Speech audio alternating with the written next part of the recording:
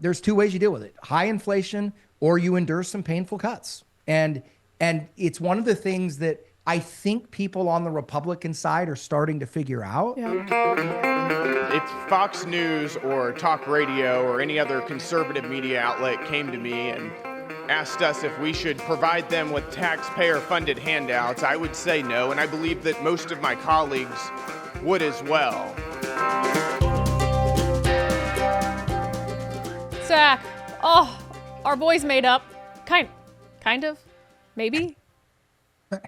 Mom and dad aren't fighting, at least not in the open. Right. Any longer. Yes. Elon has taken it easy. He deleted some of the offending tweets, and he said, I regret we missed you last week, so that's why we're talking about this now. I regret some of my posts about President Donald Trump last week. They went too far. I mean, they did. Yeah, they definitely did go too far. You know, you could feel it at the time. Like, you're sitting there going, you're gonna want to pull that one back. Yeah. It's like drunk texting. I'm not saying he was drunk, but it's like, getting drunk and texting, your ex at 2 a.m. Terrible idea. Never a good idea. Never a good idea. Yeah. And that was like a slow motion train wreck watching that whole thing happen. Liberal commentators have been like foretelling this, like saying that you guys are going to do this. Yeah. You're playing right into their hands here. The Trump administration needs to keep a guy like Elon in the loop.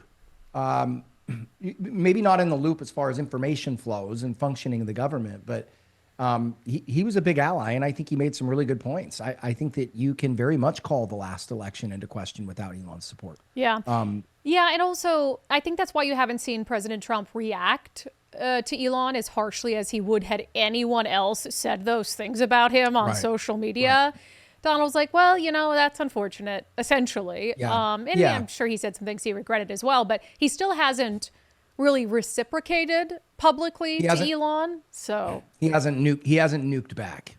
Yes. But he hasn't sent an olive branch back either. I mean, Elon put out that post saying, I'm sorry for some of this, but it's not like Donald Trump made this big public. It's okay, Elon, you're still our friend, Yeah. I mean, he said some things in the aftermath of that I wouldn't consider them olive branches, but I mean, that were somewhat reconciliatory. Is that conciliatory? I guess would be the right way to put it. Can't say. I know it's one of those where you stumble over. But yeah, it wasn't olive branch stuff. But like I said, I don't think Elon needs to be a part of what's going on to continue or for it to have efficacy. Yeah. I think him being somewhat involved and still engaged even on a peripheral level is nothing but helpful. Yeah. So I agree. I would look for Trump to throw out an olive branch here in some ways, and I think it probably needs to come with a public statement, but we'll see. I mean, he doesn't have a great track record of making nice after people have said things with him. Again, I think Elon's situation is different, but yeah. Well, maybe the olive branch is the House voting to pass some of the Doge Recisions. So, and I honestly do think that lit a fire under some congressional Republicans who were starting to get a little more heat from their base after Elon came out and said, look, this is big, beautiful bill is a disaster. We're still spending too much money. And there were a lot of conservatives who sided with Elon Musk. So then you saw, just like that, like a $9.5 billion rescissions package with Doge suggested cuts going back to Congress. So the House on Thursday passed. It's now in the hands of the Senate. I'll go through a couple of them because they seem like no-brainers. I don't know why. And $9.5 billion, I understand, is not the end of the world, but I think there's some other cost savings built into it. So and this is just, they're saying the first piece, the first Doge package. So in there is language stripping former presidents of some of their perks that I didn't even know they got. Apparently, former presidents get additional taxpayer-funded office space, and they also get non-security related staff. So they have more perks than just their lifetime Secret Service details. So they're going to roll some of that back, which, I don't know why we would have to pay for a former president's office space. Why do we have to pay for that? And then there is this one is where I say it's bigger in the long run than $9.5 billion for just these rescissions. It says there's language in there that requires any government expenditure is accompanied by a tangible record This is from Fox News. To be provided to the Treasury after Doge found $160 billion in taxpayer funds being distributed without an identification code. So you remember we talked about that, where it was like just disappeared. Yeah. So now any government expenditure has to be accompanied by a tangible record. So you wouldn't have, in theory, $160 billion going out the door unaccounted for. The thing I think is most amazing about that story is I never would have even thought that it was possible to spend $160 billion without having a system like that in place. Shockingly needed, yeah. It's unbelievable to me, and that's why I've said all along, to me, Doge is a zero downside, all upside deal. Because even if it didn't save the amount of money, who cares? If it saved $50 billion, why is that a failure? Yeah. Right? Like, yeah. It's saved hundreds of multiples of any cost that Doge was. Like, you know, I don't know what Doge's cost is to the U.S. government, but it is truly mitigatable. I mean, it's a rounding error, and that's probably giving it too much credit. But to make the populace, when we're sitting there saying cut government funding, we're not advocating for pulling a Grinch and like removing a pork chop off a child's plate. What we're saying is these people don't have an incentive to spend money in an economically sensible way. Yeah. That's not what they're incentivized to do. They're incentivized to get reelected. Okay, so don't be surprised when the biggest financial institution in the world, the U.S. government, that is not incentivized to manage money in an economic way, don't be surprised when it's a disaster. And what are those disasters? Well, one part of that disaster is being able to, I mean, think about that. $160 billion that was effectively petty cash, yep. Right? Like, right. What's it? I don't know. It's just petty cash. $160 billion, right? And we're just talking about the stuff that wasn't even titled. Right? I guarantee you there's things that didn't go where they said they went. Oh, criminal for sure. Yep. And nobody even argues that.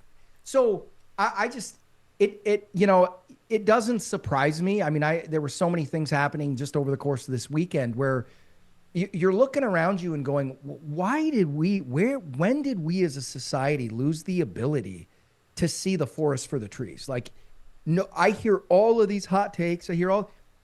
I don't hear, one example of this, and it's a really small one, but the unbelievable irony in a protest called No Kings being put forward by the same political movement that chose, selected, and inputted a non-democratically elected person to run the country. Yep. And they're the ones pushing a No King movement versus a guy that just won a popular vote. Yep. Insane. I mean, you can't make it up. I mean, it doesn't hold water on the face of it. I know you hate Donald Trump, but that does not mean that the nonsense that just came out of your mouth has any gravity or weight to it. Yeah. You know, it's just. Well, I thought of that in the incredible. context of there was like tens of thousands in Seattle who marched in the No Kings thing. And I'm thinking, this coming from the people who reelected Jay Inslee after 975 days of one-man rule during the pandemic. No issue at all, and now we're worried about dictators and stuff. It was just insane. I digress. Some other stuff in this $9.4 billion package, the big stuff that gets the most headlines, cuts to global health and, oh my God, NPR PBS, stripping federal funding for NPR PBS. Fan of it, I'm assuming, yes? Yeah. I mean, there's a part of me that I'm a big time documentary nerd. Yeah. So it hurts. It hurts me to say that. The flip side is Ken Burns is he's still going to crank out documentaries. Yeah. Right. Like people are still going to want to watch his stuff.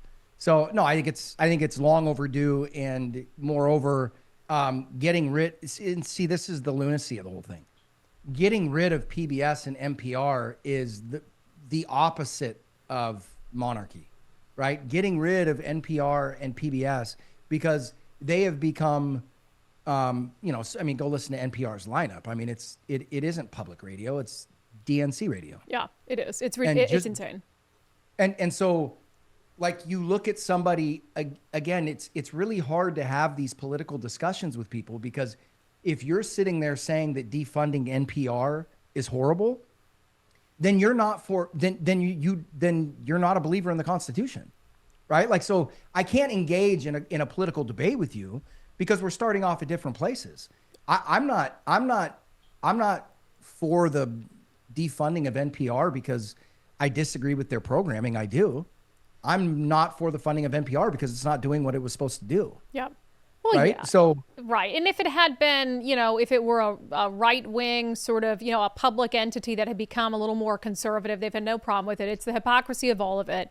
And, they've even acknowledged, NPR, that the federal funding makes up a tiny, tiny portion. It's like negligible of the money they get. So, and I happen to think they've probably recouped it in all the ad campaigns they've run ever since, whining about Donald Trump taking their money away. Please donate to us. I'm sure they got that much money back. And it's being funded now, or it should be almost soon, entirely by the people who consume it, which is what they should be doing. Nobody who pretends to hold the government accountable or to have that a rule wants the government funding their work. That makes no sense in the world, whether you're right, left, or center. It's just asinine, and they just think Donald Trump's attacking them. I don't care if he is.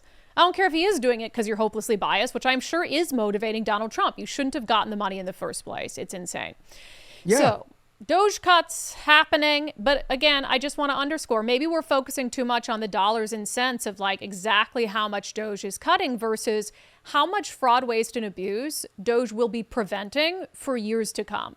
Through things like, as you said, this very common sense, non-controversial, let's make sure money going out the door has a paper trail. When anybody is arguing against that for any reason, right? I mean, they're either horribly misinformed, or they're really stupid, or they have bad intent. Yeah. Like there's no two ways around it. The fact that the only reason Doge became political at all was because of Trump. Yep. Right. Like that's it. Just whatever Trump does, we're going to hate. Right. And it's the same as on the immigration debate. I mean, I look, a lot of times law enforcement isn't fun. A lot of times it isn't pretty. We can have arguments about how the ICE raid should take place. For instance, if it was me calling the shots, I'd say, hey guys, let's go after the low hanging fruit here. I know we've got a lot of people who are here illegally that we know have broken the law. Let's hold out the ICE raids. I'd prefer if the ICE raids were focused at them rather than Home Depot. Sure. Yeah.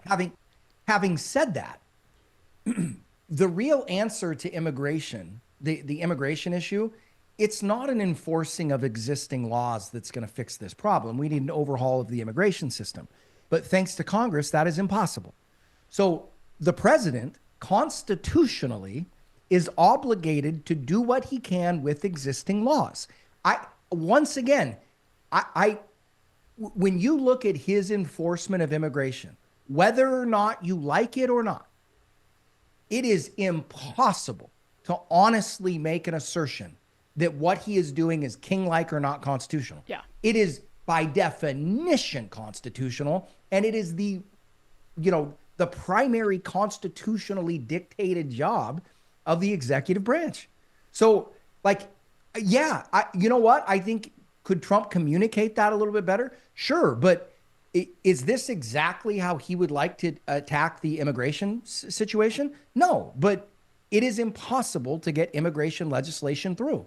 That's not on the president, that's on Congress. Yeah. Right? So... Well, and also it's the law of the book. Like if you don't, they're saying release all the immigrant detainees, which is just an insane thing. So are you saying you actually want to do away with the federal statute that says you have to come into this country through legal means? So, and then you just want, you're just admitting you just want a free for all and anyone can come here for any reason at any time. And obviously, I would hope most of them don't actually support that. So let's use some nuance in this conversation. And, it's just insane.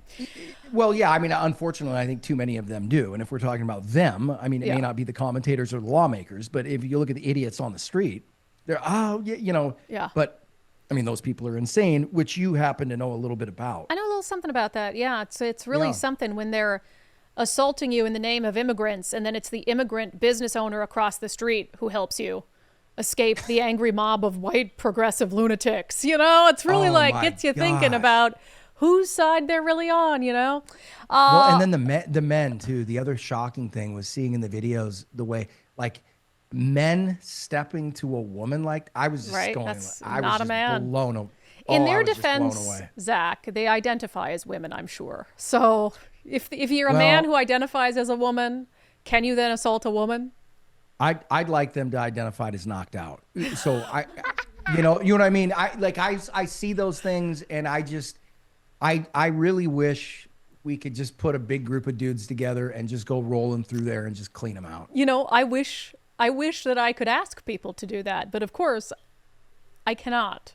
No, because we can't sink to their level. No. But I'll repeat this, and I've said it before. Whenever I watch these things and watch the way that they talk to police and watch the way I just sit there, I see a bunch of kids that didn't get punched in the face when they were growing up, and we need to rectify that situation. Or I think it's I'm sorry, to one of the guys who assaulted me. It's I'm sorry some pretty blonde girl in high school rejected you, but assaulting me is not going to fix your bruised ego. You know what I mean? No. And neither is identifying as a woman. Yeah, it's true. It's not going to fix anything. You could identify as the beauty queen or the prom queen who dumped you, and then ask yourself on a date, and then you know what I mean? We can figure that out. Anyway, let's get to our Doge Miss of the Week. So this is something that came up in a conversation we were having before we started taping, and I thought was interesting, is this idea that in the broader context of the conversation that Doge has sparked about our national debt and spending, there does seem to be this blind spot for state debt and the situation that our states are in from a budgetary perspective, because you actually pointed out something I didn't know, that the federal government can't allow states to go bankrupt. But we have these huge spending problems and deficits in California and Washington State in a huge predicament. But ultimately, it's the federal government who would have to bail them out. Now, okay, so I'll say up front, I am not an expert on these laws. I know that there is a legal issue with the federal government, and I'm sure that there are operations in place that they would go through. But yeah, technically speaking, it is my understanding that the federal government is not allowed to allow an official bankruptcy. Now, does that mean they're technically on the hook for it? No, but this is where the political aspect of it picks up, right? And this is what you and I were discussing off air, which is, and I honestly think that this is certainly located more on one side of the aisle than the other, but we've seen these issues taken up by both sides. Yeah. Which is, when you're deficit spending like this and you see all of these states running into budgetary problems, and then you look under the hood and the same thing that's plaguing those states as far as budgetary concerns go are the same thing that's the issue that we've got at a federal level, which is it's primarily around healthcare and retirement costs, pension costs, especially in California, right? Well, remember, pensioners vote, and pensioners vote at a much higher percentage than the regular population. So when and in my opinion, we have to look at it this way. If we're really everybody's heard people talk about off-balance sheet liabilities of the federal government. So you're tracking it, what are we, 37 trillion in debt right now, approaching 40. So if you include off-balance sheet liabilities like Social Security payments to you and I, right, as the system's currently structured, that the true amount of that debt is probably more like 200 to 250 trillion, right? But we should also be looking at state budget deficits the same way, because politically speaking, how have these like, for instance, when, go back to 08, 09, right? We're not even talking about a state going bankrupt. We're talking about automobile makers going bankrupt, and who stepped in and backed up the pensions? Yep. We did. Yep. The taxpayer did. And that's for a private company. Okay. So what do you think they're going to do at a state level? And this is the alarm bell that has to be sounded. We have heard alarming, debt amounts. We've heard big numbers for as long as we've all been alive, but everybody needs to realize it is substantively different right now, right? When we heard those when we hit $1 trillion in national debt, we had I think somewhere between 50 to 60% debt to GDP, right? So every time we heard these big, round, scary, horrifying debt numbers, as a percentage of the underlying economy, it wasn't a big deal, right? You're at 130% now. And that's with unemployment at 4% and the stock market effectively at all-time highs, okay? And property prices at all-time highs. Record cap gains income for the government, right? So everything couldn't be more perfect. And when you look down the road, and this is like, people need to be aware of this right now. There's one of two ways that this gets resolved: through significant inflation. And I'm talking more than 4 or 5%, right? I'm talking probably double digit, right? And you know, it's hard to envision a world where if you're at 15 or 20, would I put it outside the realm of possibility? No. But there's two ways you deal with it: high inflation, or you endure some painful cuts. And it's one of the things that I think people on the Republican side are starting to figure out.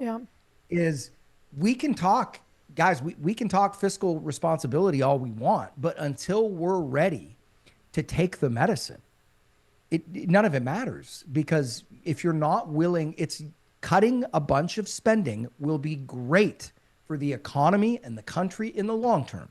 In the short term, it isn't gonna feel good. It's just not. And that's my problem, is where you look at where we're at politically. I don't know if it is feasible for us to cut, because if you make the cuts that we need to make, there's no way those people get reelected again. I don't care if it's Trump on the ticket or whoever it is.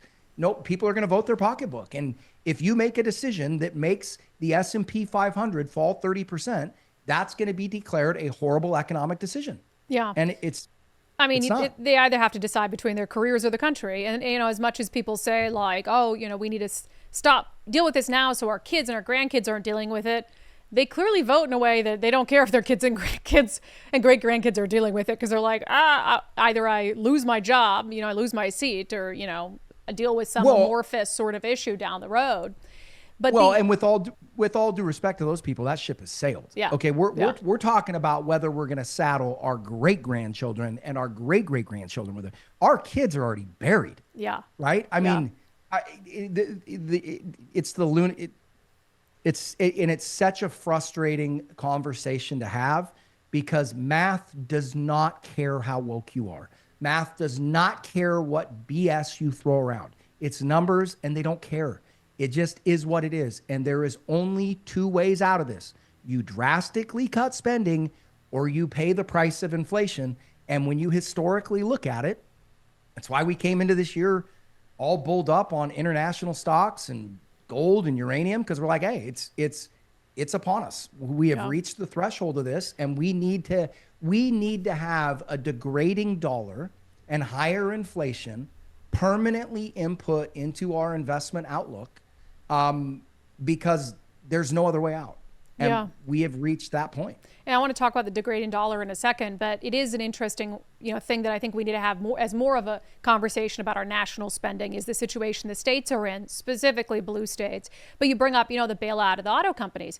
To me, that's far more justifiable than bailing a state out and its pensions, because these blue states, they're not in this situation because of an unprecedented economic situation. They spent too much money on woke nonsense and bullshit, and they were warned, and now they're paying the price for it. And now they're going to go to the federal government for a handout. I mean, it would be worse to give you a bailout as a state than it was to give, like, the auto industry a bailout, in my opinion. But well, yeah, and you make up a really good point. The other thing that the auto industry doesn't have is the ability to tax. Right. So like guys, they have so much more control over their fate as a state government than an individual company does, especially in the automobile. Now, do I agree with the way that they went about handling that? No. And I think that was the price to play, right? Like, meaning, you know, the AFL-CIO went hard for Obama, and he paid him back. I mean, it's that simple. But you're right. When you start looking at the prospects of having to bail out a state like California, I mean, think about that. Like, you've got people that are retired there that are making 120% of their salary. retired, right? Like that's insanity. Yeah. You can't know like that math does not work on any balance sheet anywhere, right? Well, like it's impossible. What's also funny is California was threatening Gavin Newsom. We don't need the federal government. We have our own economy and we'll just break off and, not. It's like, okay, you kind of do, though, because, you can't handle your own economy. All right. In Doge adjacent news, I had to ask you because nothing will ruin Doge's efforts to cut down on the national debt, quite like another war. Wars have a way of really sucking the money out of our coffers.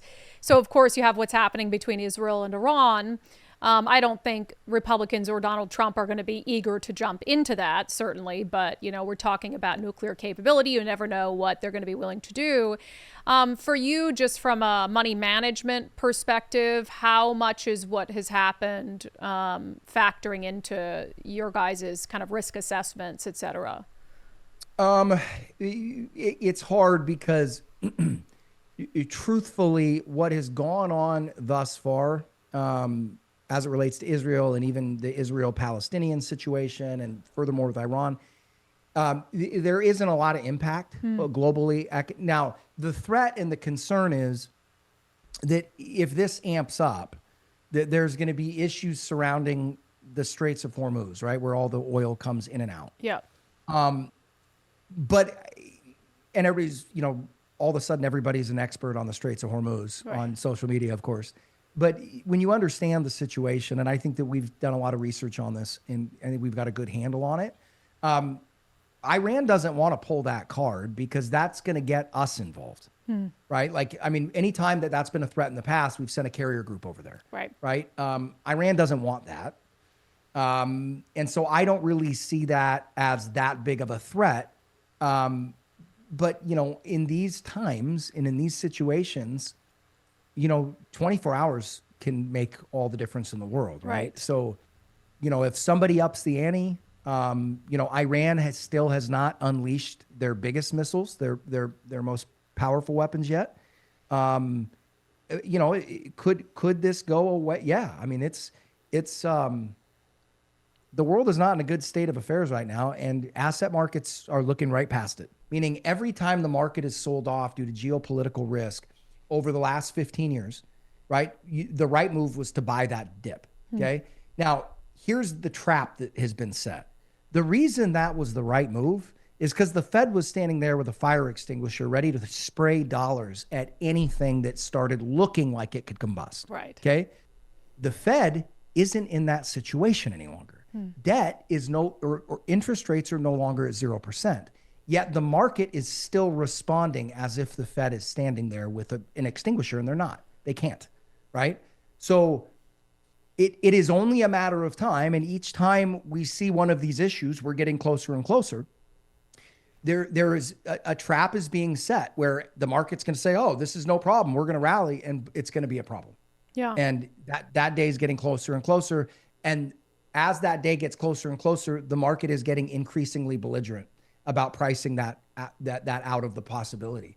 So, you want to know how big of a threat it is? Hard to say. That could change. How big of a threat does the market see it? S&P's trading at 30 times earnings and sitting right at all-time highs. So the market's saying there's zero threat here.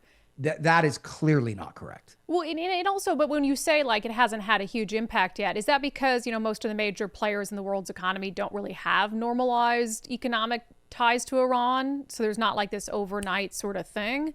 Yeah, it's just, okay. I mean, if we look at this scenario hitting the GDP of Israel and Iran, it's a drop in the bucket, sure. to the global economy, right? Is that going to impact Microsoft's quarter? No. Yeah. Right.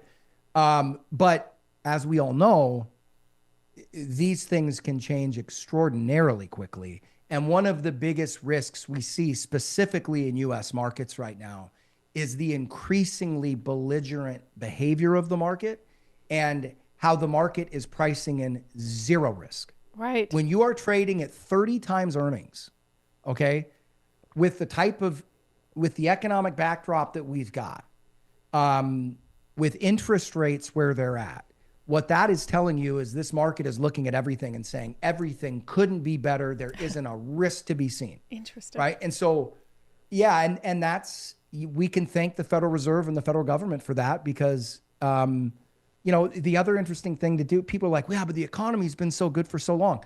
Go track the S&P 500 to the U.S. federal debt. Just go do it. I challenge you. You'll see exactly. The economy hasn't been really strong.